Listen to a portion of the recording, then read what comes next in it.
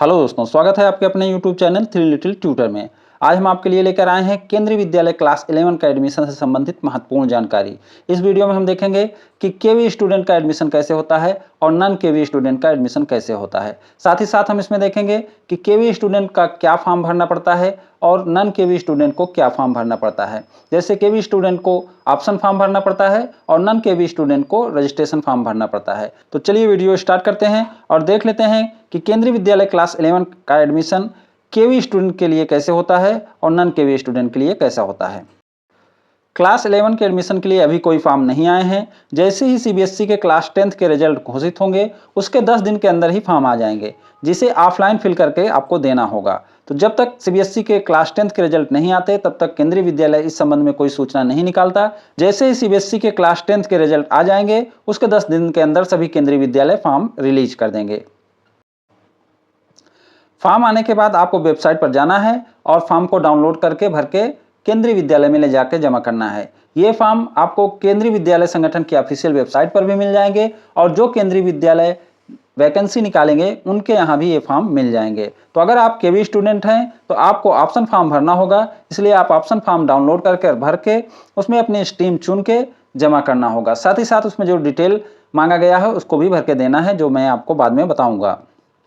और अगर आप नॉन केवी स्टूडेंट हैं तो आपको यदि सीट खाली रहेगी तो non KV student offline registration form भर सकेंगे और जिस स्ट्रीम में सीट खाली होगी वहां एडमिशन होगा। तो नॉन केवी स्टूडेंट के लिए क्या है कि अगर किसी स्ट्रीम में सीट खाली रह जाती है तभी वो फॉर्म भर पाएंगे और उनके लिए ऑप्शन फॉर्म भरना नहीं है, उनको रजिस्ट्रेशन फॉर्म भरना है और रजिस्ट्रेशन फॉर्म भर के उसके साथ सारे डॉक्यूमेंट लगा के जमा करना रहेगा। मैं आपको लास्ट में ऑप्शन फॉर्म और रजिस्ट्रेशन फॉर्म का फॉर्मेट भी दिखाऊंगा।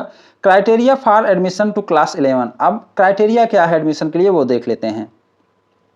तो केवी स्टूडेंट के लिए जो क्राइटेरिया है, admission in different stream which science commerce humanities of class 11 in KVS for KV student will be based on cut off grade and percentage as under. तो आपको साइंस कॉमर्स या ह्यूमैनिटीज का stream मिलेगा। तो science के लिए क्या है, साइंस के लिए आपका मिनिमम एग्रीगेट 60% होना चाहिए, 60% होना चाहिए। और कॉमर्स के लिए क्या है, मिनिमम एग्रीगेट आपका 55% यानी 55% होना चाहिए। ह्यूमैनिटीज के लिए आपको क्या है, ह्यूमैनिटीज के लिए all student of KV if declare successful in class 10th exam. अगर आप क्लास 10th एग्जाम पास कर लिए हैं तो आप ह्यूमैनिटीज का कोई भी सब्जेक्ट चुन सकते हैं, ह्यूमैनिटीज का स्ट्रीम ले सकते हैं। नेक्स्ट है non KV student. Non KV student के लिए है if seat remains vacant in class 11 even after admitting the children of KV neighbouring KVs then the admission to non KV children may be granted on the same criteria as stated above for KV student in the sequence of category of priority. तो ये बोल रहे हैं कि अगर केंद्रीय विद्यालय के स्टूडेंट का एडमिशन के बाद भी सीट खाली रह जाती है तो नॉन केवी स्टूडेंट का एडमिशन होगा और उनके लिए भी क्राइटेरिया सेम रहेगा। मतलब अगर उनको साइंस लेना है तो 60% होना चाहिए, अगर कॉमर्स लेना है तो 55% होना चाहिए और अगर ह्यूमैनिटीज लेना है तो उनको क्लास 10th केवल पास होना चाहिए। रजिस्ट्रेशन फॉर्म क्या होता है और कैसे भरा जाता है, तो चलिए हम सबसे पहले ऑप्शन फॉर्म देख लेते हैं, उसके बाद रजिस्ट्रेशन फॉर्म देखेंगे।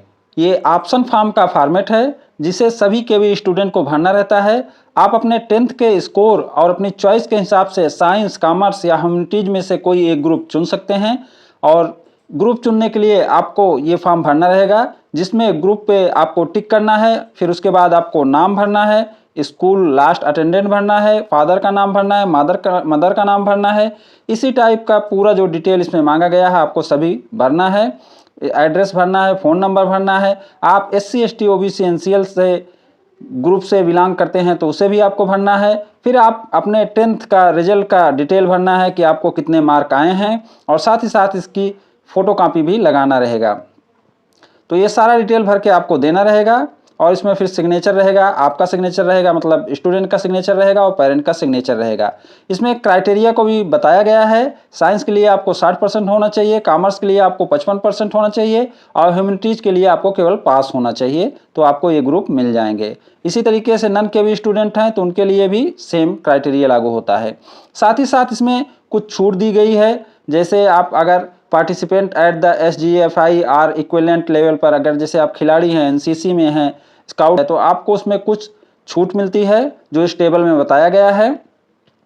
बाकी इसमें ज़्यादा कुछ नहीं है, इसको भर के आपको देना रहेगा। तो ये सभी केवी स्टूडेंट को भरना है। ऑप्शन फॉर्म केवी स्टूडेंट के लिए होता है और registration form non KV student के लिए होता है। तो इसके बाद हम बात करेंगे रजिस्ट्रेशन फॉर्म की। ये रजिस्ट्रेशन फॉर्म का फॉर्मेट है जिसे नॉन केवी स्टूडेंट को भरना रहेगा। आप अपने 10th के स्कोर के हिसाब से और अपनी चॉइस के हिसाब से साइंस, कॉमर्स या ह्यूमैनिटीज में से कोई एक ग्रुप चुन सकते हैं।